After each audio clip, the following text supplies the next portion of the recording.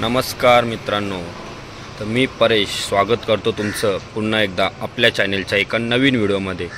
तर येणाऱ्या 2 दिवसामध्ये आहे 26 जानेवारी। 26 जानेवारी बोललं तर आपल्या भारताचा प्रजासत्ताक दिन आणि त्याच दिवशी आहे 26 जानेवारीच्या दिवशी आहे देसाई गावात एक मानाचा अड्डा। त्या अड्ड्याला 50 वर्ष पार झालेत। तर त्याच अड्ड्याचा आपण आढावा घ्यायला चाललो आहे आणि त्याच ग्रामस्थांशी थोडी मुलाखत घ्यायची आपल्याला त्या ग्रामस्थांशी। तर चला अड्ड्यात जातो आणि अड्ड्याचा आढावा घेतो आणि ग्रामस्थांशी थोडी चर्चा करतो। चला अड्ड्यात जाऊन भेटूया आता।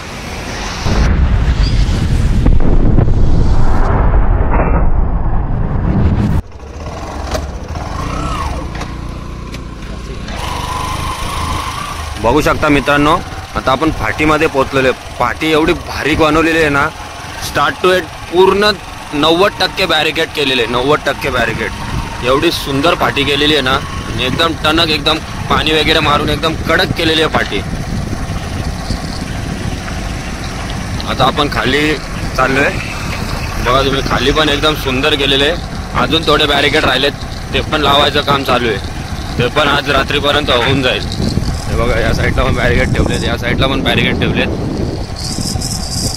आणि इथून सुट्टी होणार आहे। आपण सुट्टीवरच चाललोय आता, म्हणजे पब्लिक बिलकुल आतमध्ये येणार नाही याची पूर्ण देसाईच्या ग्रामस्थांनी काळजी घेतलेली आहे। आमचा मेन माणूस आहे कमिटीचा, यांना पण घ्या।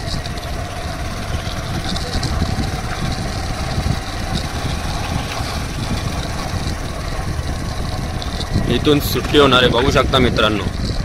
बैलांना बांधायला पण खूप जागा केलेली आहे। इथून होणारी सुट्टी। हे बघा, हे मातीचे ढीग दिसत आहे ना मित्रांनो, हे सगळे मातीचे ढीग आहे ना। आता इथं साईडला बॉर्डर बांधणार आहेत, अशा बांध घालणार आहे, म्हणजे इथून बैल सुटले ना तर बैल बाहेर जायला नको, म्हणजे बैलांना कसली इजा पण व्हायला नको। एकदम मऊ भुसभुशीत माती आणलेली आहे ग्रामस्थांनी। हे बघा, त्या साईडला पण आहे माती, या साईडला पण माती आहे। ती दोन्ही अशी बॉर्डरला बांधणार आहे, असा बांध घालणार आहे दोन्ही साईडला, म्हणजे बैल फाकले तरी बैलांना काही इजा व्हायला नको याची पूर्ण काळजी घेतलेली आहे ग्रामस्थांनी देसाईच्या। एवढं सुंदर मैदान बनवले ना, एकदम जबरदस्त। आणि अजून अर्ध्यापर्यंत बॅरिकेड लावायचे बाकी आहेत, अर्धे झालेत। आणि आता त्याच्या पुढे माती पण, म्हणजे मातीचे बांध घालणार आहेत। बांध घातल्यावर म्हणजे पूर्ण स्टार्ट टू एंड एकदम पॅक होऊन जाईल, म्हणजे पब्लिक पण आतमध्ये यायला नको आणि कोणाला कोणाचा त्रास नको। बॅरिकेड बांधताय मस्तपैकी आता राहिलेले।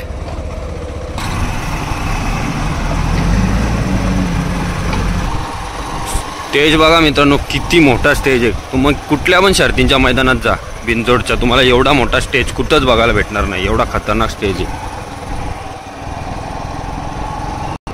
आणि समालोचकांसाठी बघा किती मोठा मंडप घातले, जबरदस्त, म्हणजे कसली टेन्शन नाही। एक नंबर जागा बनवलेली, एक नंबर। प्रमुख पाहुणे त्यांच्यासाठी स्टेज एवढा भारी, आणि समालोचकांसाठी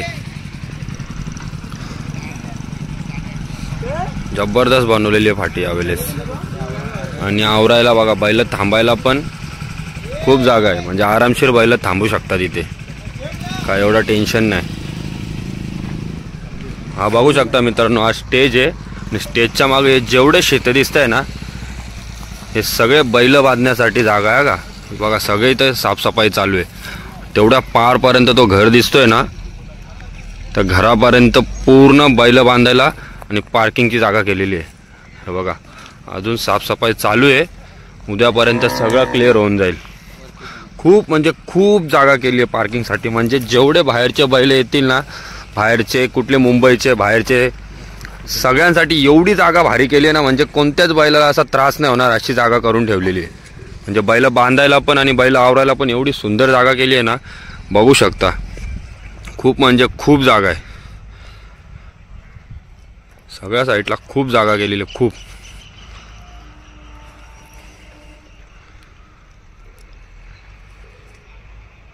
संपणार नाही, किती पण बैल आले तरी एवढी जागा आहे बैल बांधायला। अजून त्या साईडला पण आहे, ते पण दाखवतो थांबा तुम्हाला। हे बघा मित्रांनो, इथे सुद्धा बैल बांधणार आहेत, इकडे पण बैल बांधणार आहेत, या शेतात पण बैल बांधणार आहेत। बैल बांधायला पण खूप म्हणजे खूप जागा आहे। तुम्ही मागे पण बघितलं किती जागा होती आणि इथे पण बघा एवढी जागा आहे। दादा नमस्कार. नमस्कार. सर्वात प्रथम 26 जानेवारी 2024ला जो सावली मैदानाला जो बैलगाडा शर्यतीचा बिंजोडच्या बैलगाडा शर्यतीचा भेटलेला जो मान आहे त्याच्याबद्दल सांगा आणि स्वरूप कसं असणार आहे ते सांगा. नक्कीच ते सांगतो. त्याच्या अगोदर नमस्कार. मी माझी माहिती सांगतो.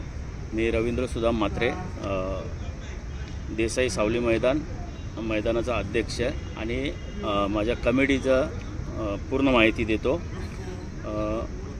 बालराम अर्जुन म्हात्रे, देसाई गाव अध्यक्ष.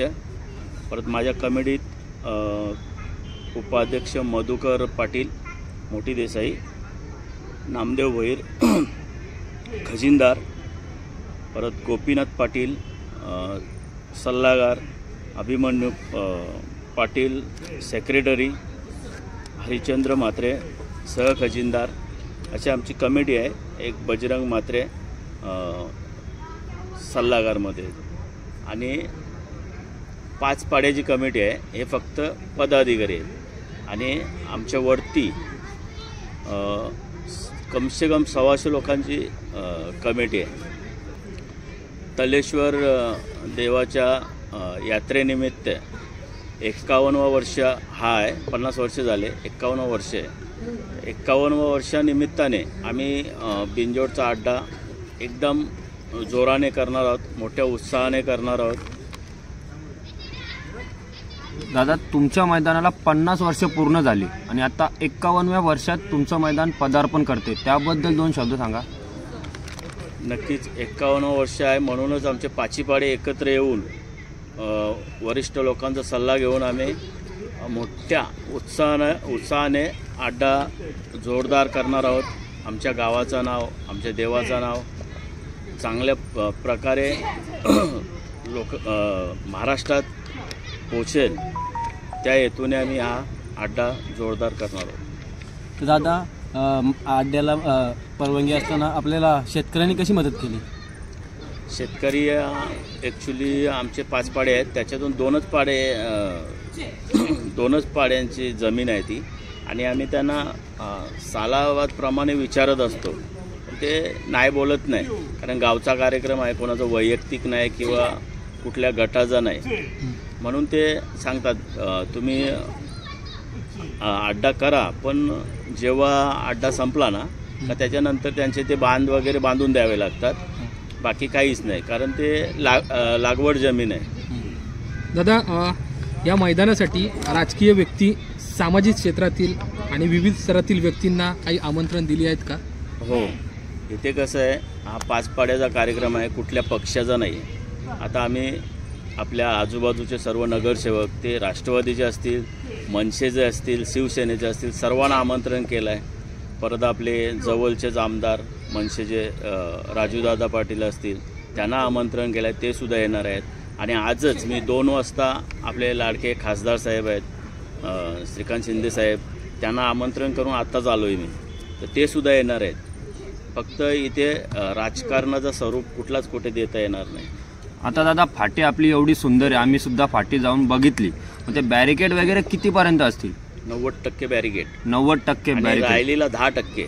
तिथे सुद्धा आम्ही आता तुम्ही बघितलं असेल JCB आणि डंपर चालू आहेत, तिथे पण एक बाण टाकून देणार, त्याच्यावरती लोक उभे राहतील. आणि कसं असतं, नवीन वासरं असतात, ती उडीवर क्रॉस जातात, पण ती फाकण्याची शक्यता असतं. त्या मातीमुळे ते फाकणार पण नाही, सरळच येतील, कोणाच्या वासराचा नुकसान वगैरे होणार नाही, कोणाला त्रास होणार नाही. हां, त्रास नाही होणार, त्या हेतूने आम्ही ते मेहनत करतोय. दादा आता अड्डा तुमच्या हातामध्ये दिले, तर गावकड्यांनी तुमची निवड कशा रीतीने केली अध्यक्षपदाला? प्रथम तर गावकऱ्यांचे मी आभार मानेन का एवढी मोठी जिम्मेदारी माझ्या खांद्यावर दिली, कारण आमचा गाव खूप मोठा आहे. 5 पाडे बोलला तर मोठी देसाईच एक गावा एवढी आहे, आणि एवढ्या 5 पाड्यांची जिम्मेदारी माझ्या खांद्यावर दिली, म्हणून मी त्यांचे परत एकदा खूप खूप आभार मानतो.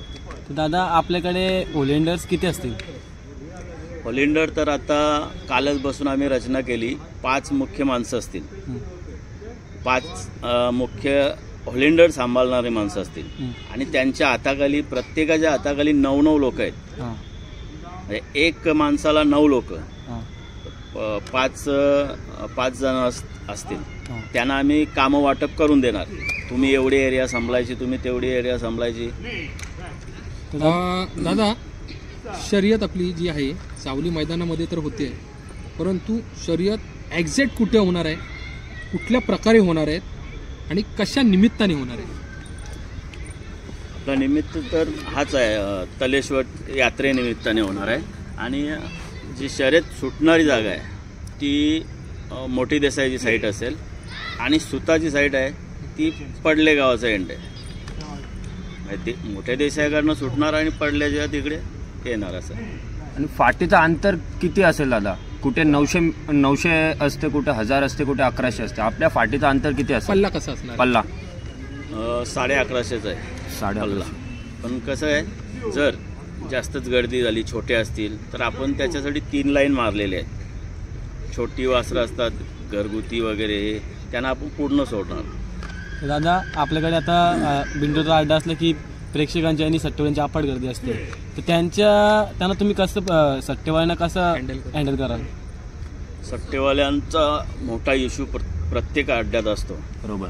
आता तुम्ही बघालच 2 दिवसावर आलाय आपला अड्डा. सट्टेवाले तुम्हाला दिसणारच नाही. देसाई गावाची शिस्त दिसणार तुम्हाला तिथे. आणि खास करून आम्ही मेहनत करतोय का देसाई गावाचं नाव व्हावं आणि जे सट्टेवाले आहेत किंवा अजून काही लोक आहेत त्यांना शिस्त दाखवणार. कारण त्या सट्टेवाल्यांमुळे खूप बैलांचं नुकसान होतं, गरीब शेतकऱ्याचं पण नुकसान होतं. मी स्वतः 2-3 अड्ड्यानं मागे गेलेलो, तर त्या अड्ड्यांचं नाव नाही घेत. माझा स्वतःचा बैल पळाला गेलेला, तो मला माझा बैल दिसत नाही. जिथे बॅरिगेड संपले ना तिथे सर्व चॉकअप बैलांनी पळाचा कुटुंब बैलाला समजत नाही, असा विषय होतो. कारण की दादा 26 जानेवारीचा अड्डा आम्हालाचा अड्डा आहे, इथे अफाट आणि खूप सारी गर्दी येणार, तर त्या दृष्टिकोनाने तुम्ही बैलांकडे कशा रीतीने बघा?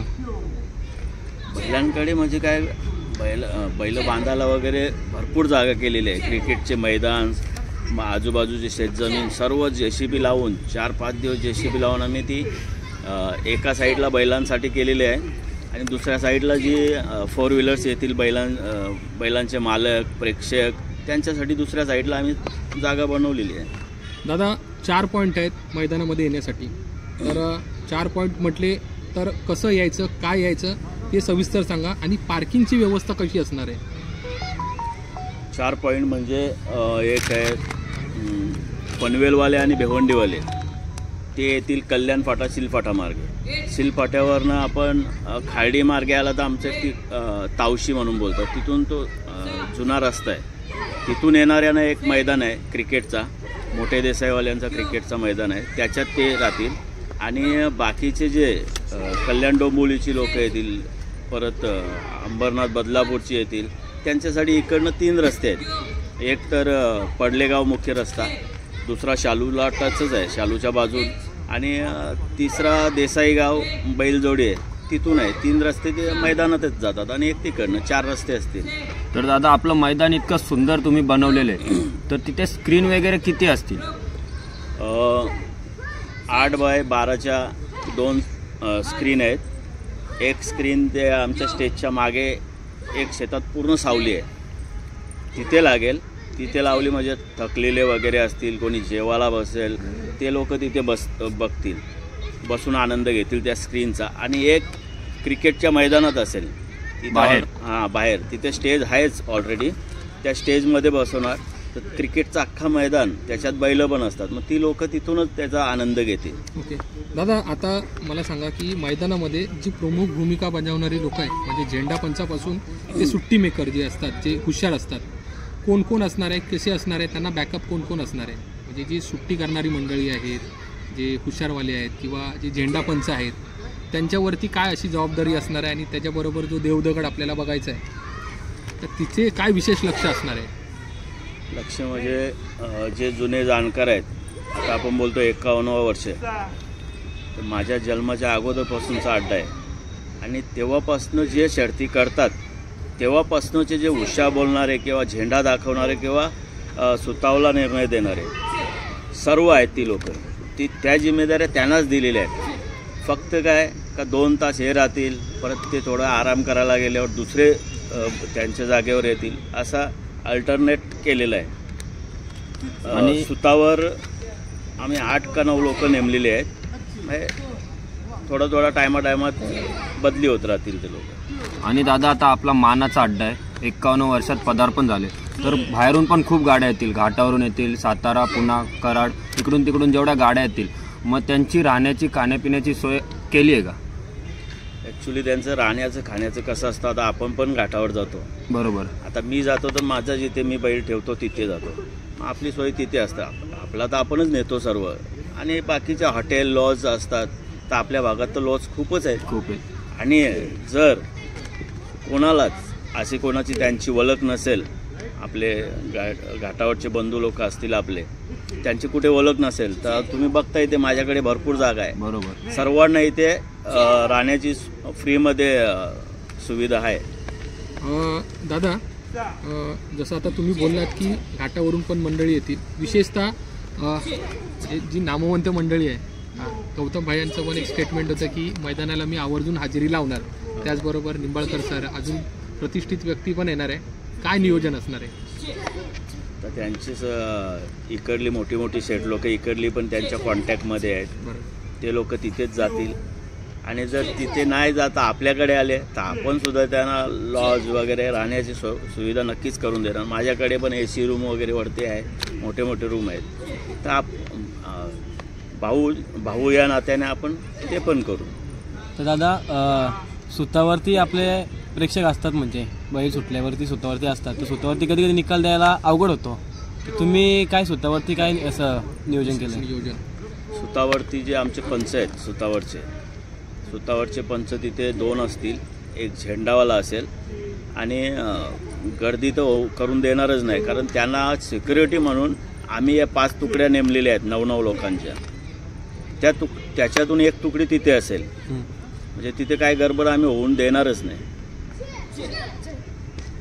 आणि दादा, आपल्या घाटावरून एवढ्या गाड्या येणार आहेत, मग त्यांची पार्किंग वगैरे तुम्ही केली आहे का? त्याची सुविधा पूर्ण सुविधा केली. आता तुम्ही जाऊन बघितलं किती मैदानं, किती शेत. आज तर मोठी 1-1 एकरची शेती आम्ही लेवल केली, ती पार्किंगसाठीच केलेली आहे.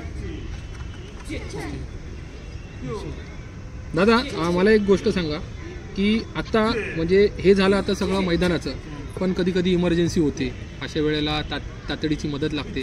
ॲम्ब्युलन्स व्यवस्था किंवा पशुवैद्यकीय अधिकारी यांची काय मांदियाळी असणार आहे इथे? अड्डा आहे तिथे कोणाच्या ना कोणाच्या काय ना काय थोडंसं मार लागतोच, काय ना काय चालू असतो. त्याच्यासाठी आम्ही काय केलं आहे, आपला इथे मेन रोडला जीवदानी हॉस्पिटल आहे, त्याच्यातर्फे आपण एक तिथे ॲम्ब्युलन्स ठेवणार आहे. आणि एक छोटासा हॉस्पिटल पण आहे तिथे, एक बेडचा इमर्जन्सी लावणार. जर कोणाच्या खडचडला वगैरे काय केला तर तिथल्या तिथे आपण त्याचा उपचार करणार. पण मेजर मार असेल, जास्त असेल, तर ॲम्ब्युलन्समध्ये तो आपण जीवदानी हॉस्पिटलमध्ये आणू. तर दादा, आता आपला 26 जानेवारीचा अड्डा ज्या दिवशी डिक्लेअर झाला की अड्डा हा होणार आहे यावेळेस, तर तेव्हापासून आत्तापर्यंत छकडेवाल्यांचा कसा प्रतिसाद आहे तुम्हाला? आता जेव्हा आम्ही आमंत्रण करायला माझ्या 5 पाड्यातली लोक जात होती सर्व, तेव्हा सर्व शेकडेवाल्यांनी आम्हाला शब्द दिला का आम्ही 26 जानेवारीला तुमच्याच अड्ड्यात येणार, एकच अड्ड्यात येणार, बाकी कोणी कुठेही ठेवू दे. आणि तो शब्द प्रत्येक शेकडेवाल्याने पाळला. तो राहुल भाई असो, संदीप भाई असो, जयेश पाटील असो, सर्वांनीच आपल्या इथे नावं पण दिली आणि सर्वांच्या शर्यती पण जमल्या. फक्त आता एक मथुरची शर्यत जमाची राहिली, आता तुम्हाला दाखवला का त्याचा पण नाव पडला. बरोबर. तर दादा, आपला ओपनिंग किती वाजता ना सकाळी अड्ड्याची? आता ओपनिंग कशी आहे बघा, सकाळी 7 वाजता भटजी येणार आहे. मला तर नाही वाटत कुठल्या अड्ड्यात असं झालं असेल. बरोबर. भटजी कशासाठी, तर काय ते कुठला जमिनीचा राग दोष असेल, कोणाच्या मार नाही लागला पाहिजे, माणसाच्या सोडा बैलाच्या पण नाही लागला पाहिजे, तो पण शंकराचा नंदी आहे. म्हणून मी भटजीला पण सांगितलं आहे का सकाळी ये, काय त्या जमिनीचं पूजन कर, तिला मान म्हणता दे, आपला तलेश्वराच्या तिथे पूजा करणार. 7च्या नंतर मग 9 वाजता आम्ही ग्रामस्थ जमा होतील. ओके. दादा, मला एक गोष्ट सांगा, आत्तापर्यंत म्हणजे मैदानात तुम्ही हे तर सगळ्या गोष्टी बोलल्यात, मैदानाचं एक्झॅक्ट काम, कारण का आता मी जाऊन आलो, दोन्ही साईडला विशेष बघतोय, अचानक फाटी सुटली तर बैल कुठेही जाऊ शकतात. तिथे मातीचे ढिगारे हे केलेत, काय एक्झॅक्ट ते सुट्टीला ना, सुट्टीच्या इथे ते तुम्ही आता बघितले ते ढिगारे आहेत, कारण ते आता हैवाने टाकलेले आहेत. पण ते थोड्या उद्या याल तर तुम्हाला ते ढिगारे नाही दिसणार. असा एक पार्टिशन सारखा बांध असेल, ओके. म्हणजे बैल सुटला चकळला तरी तिथून क्रॉस नाही करू शकत, त्याला सरळच येणं आहे. ओके. आता दादा तुम्ही एवढा मोठा पुढाकार घेतलाय, तर त्या पुढाकारासाठी तुम्हाला गावाचा कितपत प्रतिसाद आहे? नक्कीच गावाचा प्रतिसाद आहे, म्हणून ते एवढा मी कामधंदे सोडून त्या अड्ड्याच्या मागे आहे. कारण गाव आमचा पाची पाडे एकत्र निर्णय घेतात काही करायचं असेल तर, आणि गावाचा साथ आहे म्हणून आता माझ्या खांद्यावर एवढी मोठी पाचपाड्यांनी स्वतःहून जिम्मेदारी टाकलेली आहे. दादा, मैदानाचे स्वरूप मी आता बघितलं, पण मैदानाच्या आजूबाजूला अशा कुठल्या नदी नाले, विहीर, ओढे अशा काही धोकादायक गोष्टी आहेत का? नाही, नदी नाले नाही. जसा तुम्हाला तुमच्या गावाचा सपोर्ट आहे, प्रतिसाद आहे, तसा तुमच्या घरून तुम्हाला प्रतिसाद आहे का? हो, कारण मी आज शर्यती नाही करत. मी बहुतेक 18-19 वर्षापासून बैल पालतोय. कारण फक्त ती शर्यतीची नव्हती, ती बैल होती झुंजायची. पण आता काय ते झुंजा बंदच झाला. आता शर्यती म्हणजे लिगल झाल्यात, तर आता शर्यती करतो. दादा, मला एक सांगा, संघटनेच्या नियमानुसार नोंदणी कशा प्रकारे असणार आहे? नोंदणी तर आपण ऑनलाईन नाही केली. तिथे 9 वाजल्यापासून चालू होतील, तर 1 वाजेपर्यंत नाव नोंदणी असेल. त्याच्यानंतर नाव नोंदणी नाही ठेवणार. आपली पहिली शर्यत एक्झॅक्ट किती वाजेपर्यंत सुटेल दादा? आमची तर इच्छा आहे 9 वाजता ओपनिंग झाल्यापासून चालू व्हायला पाहिजे. ऑलरेडी माझी शर्यत जमली, माझ्या 2 जमल्यात. मी माझ्या ज्यांच्याशी जमलेल्या शर्यती आहेत त्यांना रिक्वेस्ट करेन का बाबा 10च्या आत आपली शर्यत गेली तर बरं होईल, कारण दुसरी करायला पण वेळ भेटेल आणि आमच्या खांद्यावर ही जिम्मेदारी पण आहे. बरोबर. दादा, एवढ्या आपण शर्यती मोठ्या मोठ्या ज्या शर्यती जमतात त्या सुटायला खूप वेळ लागतो, अंधार होतो. मग कधी कधी जमलेली शर्यत 1 महिना आधी शर्यत जमलेली असते, ती सुद्धा कॅन्सल करायला लागते अंधारामुळे. मग त्याच्याबद्दल तुम्ही काय सांगणार? ती शर्यत कितपर्यंत सुटायला पाहिजे, किती वाजेपर्यंत? व्हॉट्सअपद्वारे ज्या जमलेल्या आहेत त्या 1च्या अगोदर सर्व संपायला पाहिजे. मग त्या टेबलवर जमणाऱ्या आहेत त्या चालू होतील, कारण तिथे शर्यती राहतीलच असा माझा अनुमान आहे. कारण आता व्हॉट्सअपलाच मेन शर्यती जमलेल्या आहेत. बरोबर, बऱ्याचशा शर्यती जमल्या. ओके. दादा, कधी कधी ह्या शर्यती आपण आता बोलतो, पण कधी कधी बैल आपल्या सुट्टीला जेव्हा जातो, उदाहरणार्थ 11 वाजता गेला तर त्याचा नंबर येतो 3 वाजता 4 वाजता. सर्वात मोठा तोच विषय आहे. त्याच्यासाठी पण आम्ही काय नियोजन केलं आहे का, कसं असतं लोडच्या लोड जातात. समजा तुमचा एक गाडी गेली, तुम्हाला प्रतिस्पर्धी आहेत ते तुमची 1 नंबरला गेली, यांची जाते 10 नंबरला. मग ते काय एखादे घुसतं, मग त्यांना ते सोडणाऱ्यांना पण त्रास होतो. तर आम्ही काय नियोजन केलं आहे का जिथे बैल झुपतात तिथून तुमची गाडी आली तर तुमचा प्रतिस्पर्धी आला पाहिजे, तेव्हाच गाडी सोडणार आम्ही. म्हणजे जोड्याने जातील आणि जोड्याने येतील, त्यांना टोकन देणार आम्ही. तर आता शर्ती असल्या की कधी कधी काय होतं की फेरे पण मारतात, मग फेरे मारले की शर्ती सुटायला वेळ लागतो. नाही, 26 जानेवारीला फेऱ्याला चान्सच नाही. अड्डा दाखवायला सुद्धा 10 वाजेपर्यंतच चान्स आहे, त्याच्यानंतर नाही आहे. नाव नोंदणी किती वाजेपर्यंत चालू राहील? 1 वाजेपर्यंत. 1च्या नंतर बंद. तर दादा, तुम्ही शर्यती क्षेत्रात नाही तर तुमचं क्रिकेटमध्ये पण भरपूर मोठं नाव आहे, त्याबद्दल काय सांगता? अख्खा ऑफिस भरलाय माझ्या ट्रॉफ्या. हो, बघितलं ते तर आम्ही बघितलं. मॅन ऑफ द मॅच, 1 नंबरच्या ट्रॉफ्या, 2 नंबरच्या ट्रॉफ्या. पण ते काय आता वेळ नाही भेटत, त्याच्यामुळं मी ते क्रिकेटचं थोडा हे बंद केलं आहे. प्रॅक्टिस करतो मी माझ्या स्वतःसाठी. मागे बघत असाल तर टर्फ बनवलं आहे. हो, बरोबर. प्रॅक्टिस आहे माझी, पण मी नाही जात आता, वेळ नाही भेटत. स्टॉप करून. तर दादा, आपल्या इथे बक्षीस वगैरे कसं असणार आहे? म्हणजे जो सगळ्यात मोठी शर्यत करेल त्याला बक्षीस वगैरे ढाल काय, बक्षीस ट्रॉफी काय ठेवणार आहे का? हो, बक्षीस ठेवल्यात.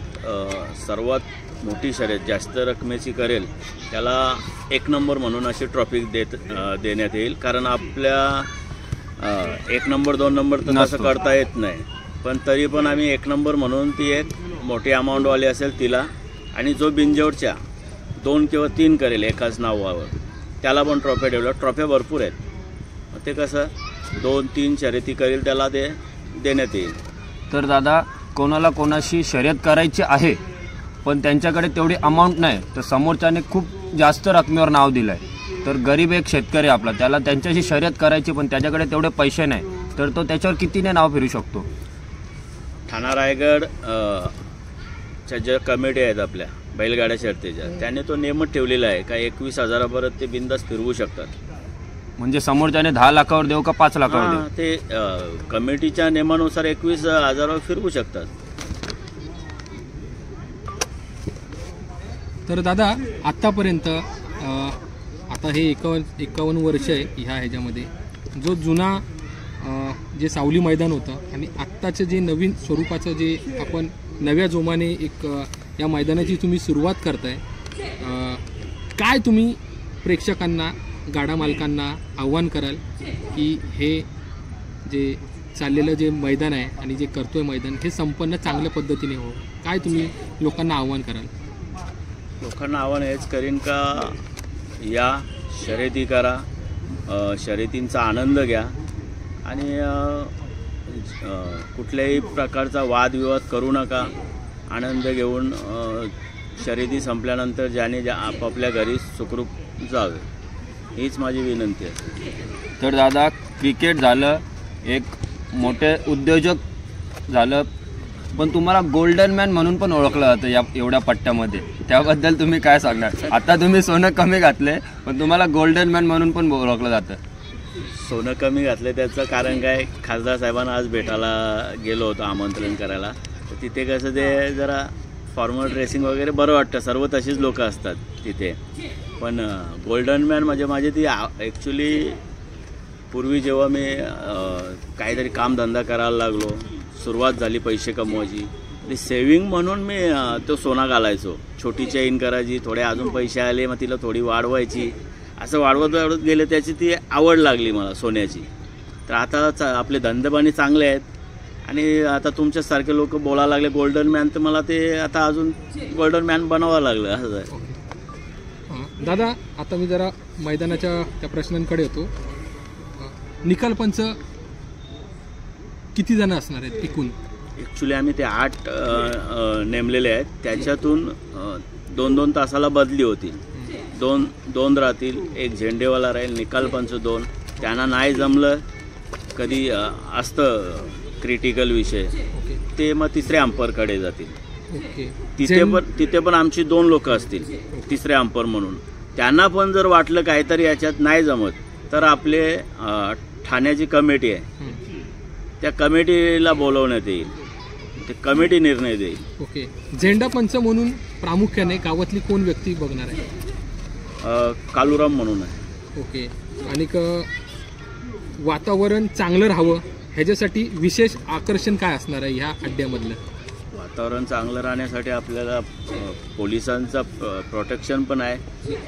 स्वतः सिनियर साहेब काल येऊन गेले, ते बोलले तुम्हाला 10 नाही 15 पोलीस देतो, वातावरण खराब होणारच नाही. आणि ऑलरेडी आमच्या गावाची एवढी एके आहे, मी काल 150 टी शर्ट आणले, ऑलेंडर 150 असतील तिथे. ओके. दादा, मैदानाची परवानगी एक्झॅक्ट कशी घेण्यात आली? परवानगी घेण्यासाठी माझा भाऊ फिरत होता, जयेश म्हात्रे, त्यांनीच काढलेलं आहे. तो परमिशन पूर्ण त्याला धावपल त्यांनीच केली ती. या शर्यत क्षेत्रामध्ये तुमचा पण भरपूर अनुभव आहे, पण हे सगळे बघता आपल्या गावामध्ये तो एक प्रतिष्ठित आता अड्डा होणार आहे. एक बैलगाडा मालक म्हणून, बैल प्रेमिक रसिक म्हणून एक काय जबाबदारी आहे तुमच्यावरती, सगळ्या महाराष्ट्राला कळू द्या ती. दादा, मैदान तुम्ही घेतलं आहे, पण हे सगळं करता करता एक जबाबदारी आहे, ती काय जबाबदारी? जबाबदारी तर खूप मोठी आहे, पण मला तेवढं दर्पण घ्यायची काही गरज नाही आहे. कारण माझ्या गावात जुने शेकडेस्वार मोठे मोठे आहेत. विष्णुमाया भोईर असतील, अजून मोरेश्वर आहे, असे भरपूर शेकडेस्वार आहेत. आणि ते मला मदत करतील या 26 जानेवारीच्या दिवशी. ओके.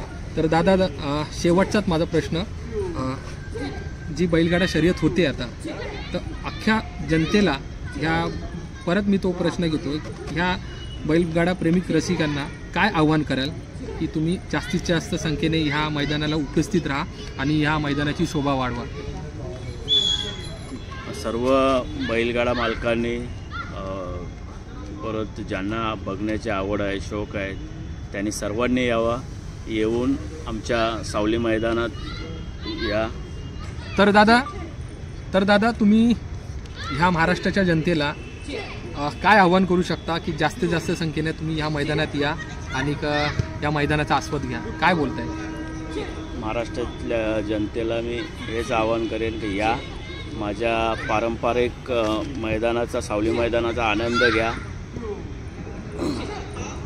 कुठल्याही प्रकारचा वादविवाद करू नका. धन्यवाद.